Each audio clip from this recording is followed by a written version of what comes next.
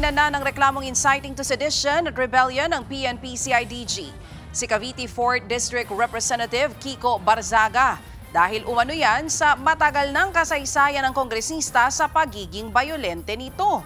Para sa iba pang detalye, live mula sa Batasang Pambansa.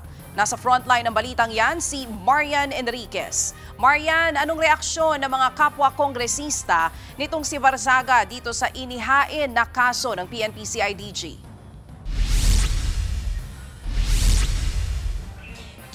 Buti naman daw at kinasuhan na si Cavite 4th District Representative Kiko Barzaga para madala.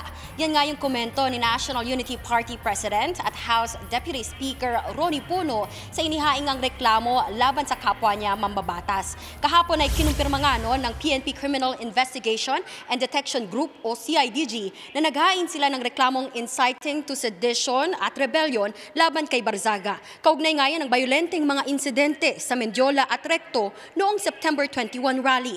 Giit ni Puno na nauna na ring naghain ng ethics complaint laban sa kongresista, may history na raw ng violence o karahasan itong si Barzaga.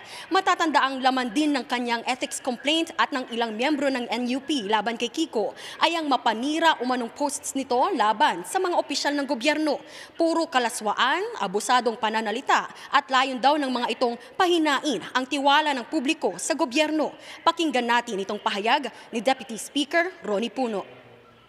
Yung violence na sinasabi ng CIDG kasi ang pagkaalam namin may history talaga na ganyan, no? May 3 eskwelahan for example na mukhang napaalis siya. And ang rason sa bawat isa is medyo violence. May tinutukan ng barel, may tinutukan ng kutsilyo. Mabuti na rin dinimanda siya ng CIDG kasi baka akala niya nakakatawa yun. Di ba? So, para madala naman siya. Samantala, inaasahan namang ituloy yung pagdinig ng House Ethics Committee tungkol nga dun sa reklamo laban dito kay Barzaga sa susunod na linggo. Yan muna ang latest dito sa Kamara. Balik sa iyo, Cha. Yan nga ang Express Report ni Marian Enriquez live mula sa Batasang Pambansa.